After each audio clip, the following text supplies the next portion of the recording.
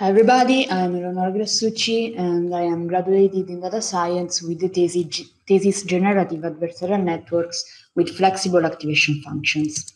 So GANs for short are models dealing with signal processing or density estimation tasks, such as audio or images generation, noise reduction, source separation, and many others.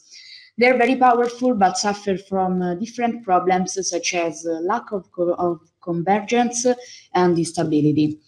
To improve GANs training, we propose to replace the activation functions in the neural networks with kernel activation functions. That is a method which allows the model to be more adaptable to the input signal and to learn the non-linearity during the optimization process. A GAN is composed of two convolutional neural networks. The generator produces fake or synthetic data, while the discriminator tries to distinguish between fake and real data.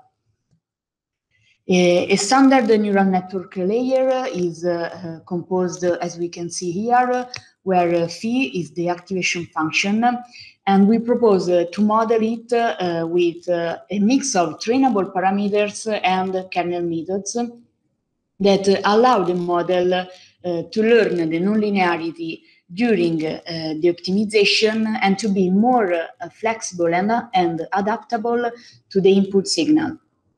We test three different architectures.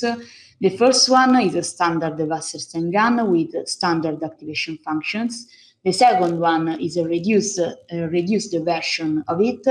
And the third one is the reduced version with kernel activation functions. We test these models on different data sets. We report here the results on some images datasets, for example, in encode ratio. Here the results on the set on the left.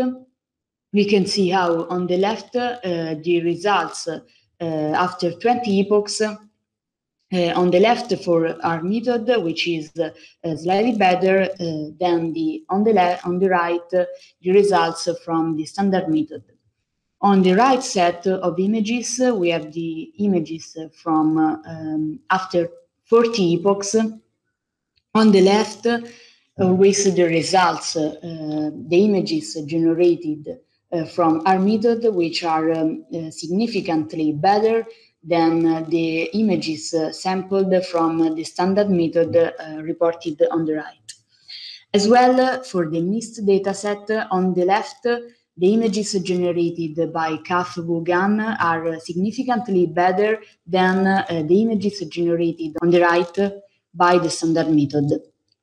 Also, we evaluate our method by different metrics and looking at the Wasserstein loss, which, as we can see here, is more stable and converges, which is a good result for a GAN training.